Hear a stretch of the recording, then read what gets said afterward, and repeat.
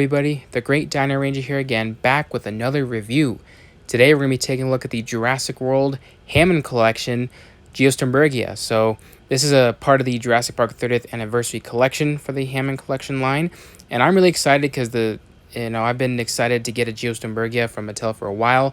I decided to skip out on their Legacy Collection one since that one wasn't nearly as good as this one.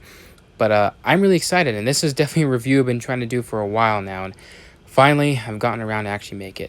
So here's a brief look at the packaging. It's your normal standard Hammond Collection packaging, with the cool T-Rex logo and the cool Hammond Collection logo, as you can see here on the side. And then on the side here, you got the awesome Lost World Jurassic Park logo, as well as the rendering of the Geosternbergia figure, as well as the Hammond Collection logo. Here on the back, you got a cool little render of the figure itself and the Lost World Jurassic Park logo here on the corner, which is pretty nice. And then the Hammond Collection logo, like I said, a nice little render there. And then here you got a little bio that says Geosternbergia. While a pteranodon may rule the skies of Isla Sorna, the Geosternbergia makes a memorable pre-production appearance and displays an impressive wingspan with a longer neck, beak, and head crest.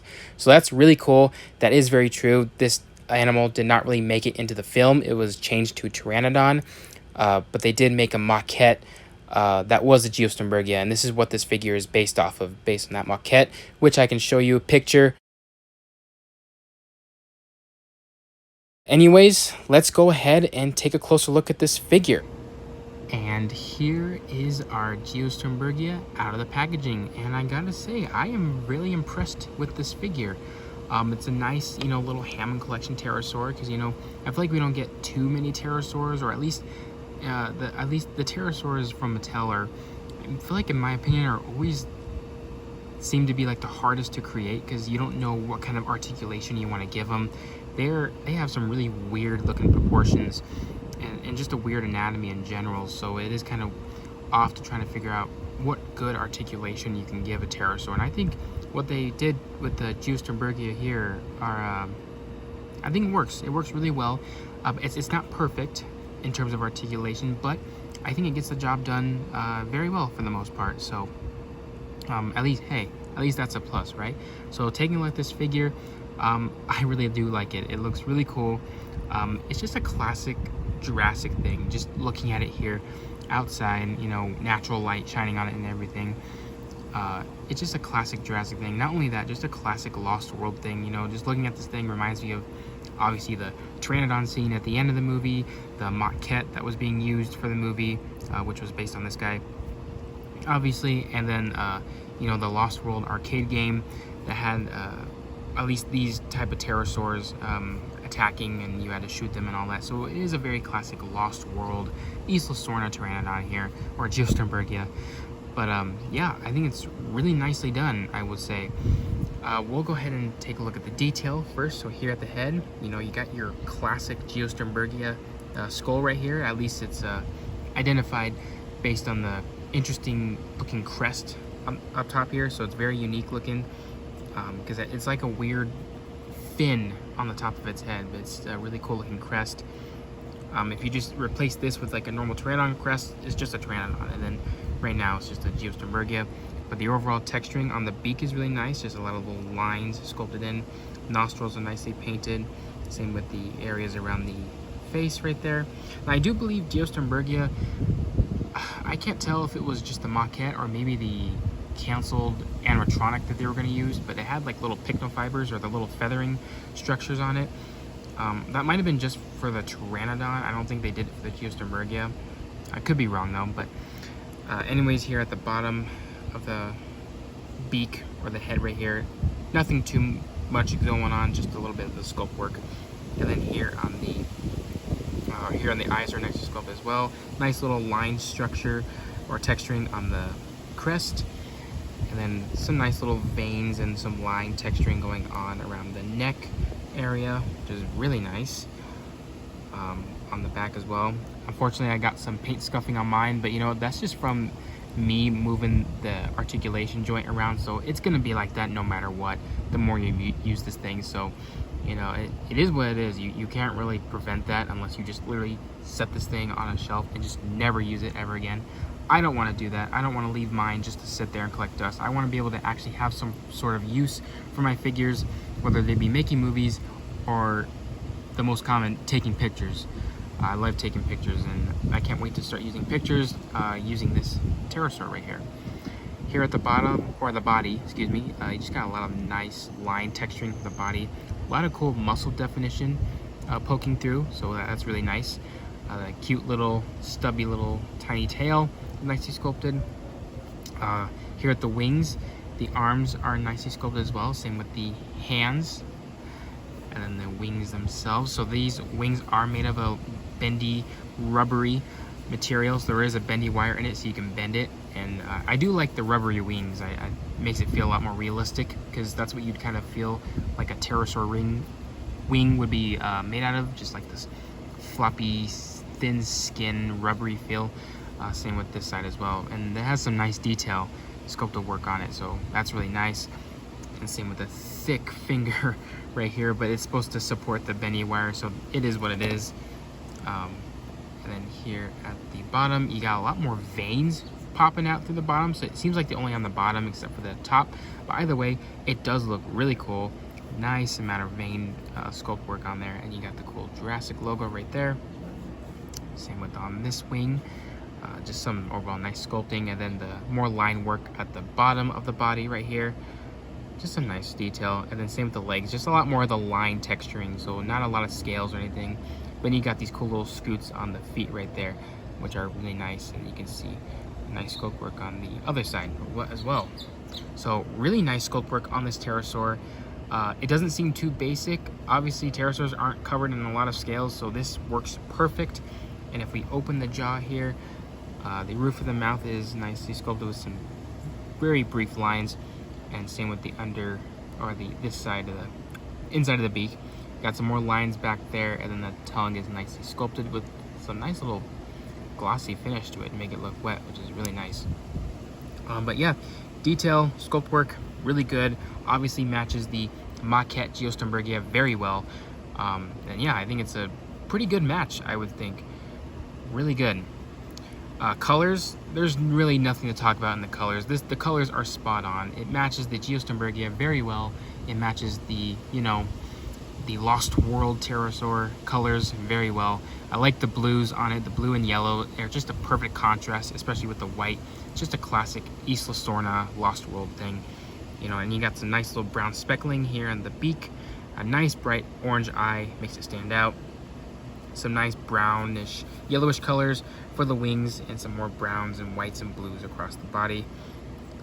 At least on the top half, and the other side is more just a plain white color and the yellowish orange colors. So very nice colors. I really do like them, and I like how all the claws here are painted on the feet and the hands, so really nice there. Huge plus. And like I said, on the inside, the pink color inside the mouth works good. It looks like they only painted the tongue and the back of the throat there. Nothing for the top of the mouth or the bottom, which they could have done that, but it's not a big deal.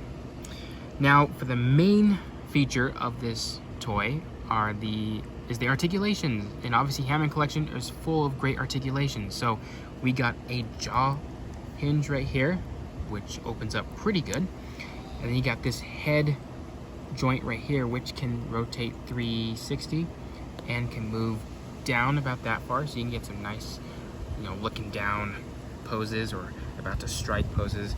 And then it can look up as well pretty far, so it looks like it just broke its neck, but hey, it's nice articulation.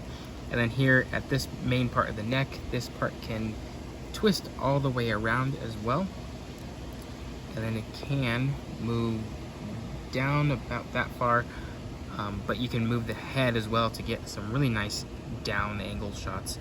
And then that part of the neck can go up about that far, so really nice poses no matter what. It is a bit stiff on mine, so do be careful if it is stiff on yours. And we'll save the wings for last. Here at the legs, or at least the thighs right here, can pretty much move 360, and this little hinge here can make it move side to side or forward and backwards, one of those two. And you got a knee joint right here, which can be bent forwards and backwards, and think it can also rotate. So yeah, it can rotate as well. And then the feet can bend forwards and backwards to get some nice landing positions with the feet. And now for the legs right here, or the wings, excuse me.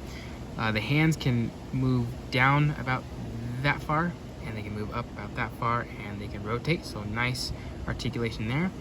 The wings here at the hinge at the shoulder can move pretty much up about that far.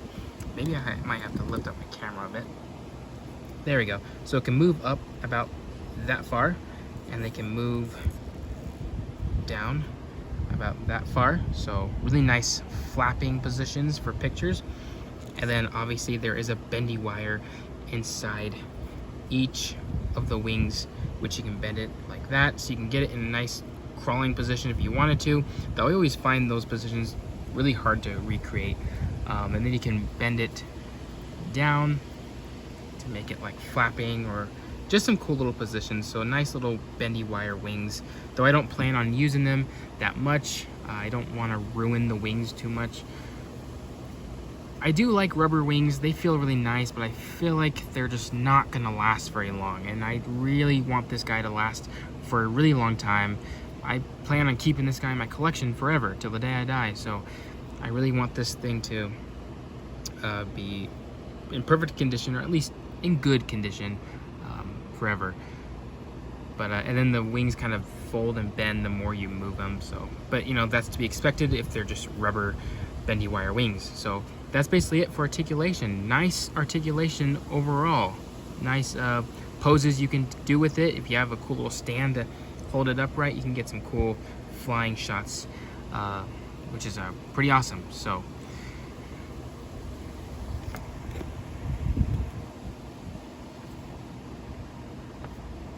moving on for comparisons here. Here we're going to compare it with a generic Jurassic World Pteranodon. So this is based on the Jurassic World variants, which in my opinion are my favorite Pteranodon variants, which I know some people really don't like them at all. But after watching a lot of the Jurassic World movies, and then obviously Camp Cretaceous, I really do have a liking for these variants more than the other ones. But here they are compared with each other. I think they're fairly accurate. This one is actually more accurate to like a female Pteranodon, I believe, and then the Roarvor versions are like the males, which is roughly around this size, I think. But Pteranodons or pterosaurs like these are always hardest to get a perfect size to scale with other figures. So I think what they did here is perfect enough, so I think it's really good. Here it is with a Hammond collection male Velociraptor from Jurassic Park 3. You know, it's a pretty good sizable pterosaur, pretty big one at that, to literally attack a raptor if it wanted to. Though I don't think, if I were a pterosaur, I wouldn't even bother trying to attack a Velociraptor, since these things are literally bred to kill. And for a human, I think it is perfect if we do a comparison with the glider Ian Malcolm, since this is a classic Lost World moment right here. Not really from the films, but it is based off of the Ian Malcolm glider pack of the toy from the Lost World toys from Kenner, and this is a classic duo right here, based on the toy packaging for that set. And I'll go ahead and show a picture of that. So as you can see, these things belong together. You know, Geosternbergia and the glider Ian Malcolm, and I think that works perfect. So it's a pretty good sized pterosaur overall, huge wingspan compared to the glider, but yeah, I think it works perfect. So everyone, that's about to wrap it up for this review. I hope you guys enjoyed it. For my final thoughts, I am really happy with this Geosternbergia figure. And yeah, the articulation is good for what it is. The paint job is excellent. The sculpting is excellent. Just a cool Lost World Geosternbergia is always going to be welcome in my book. I'm a huge Lost World fan, so I am overall very happy with this one. So easily 10 out of 10. And yeah, there's really nothing else to really say about it other than I really like it. So hope you guys enjoy this review, and I'll go ahead and see you guys again for the next video.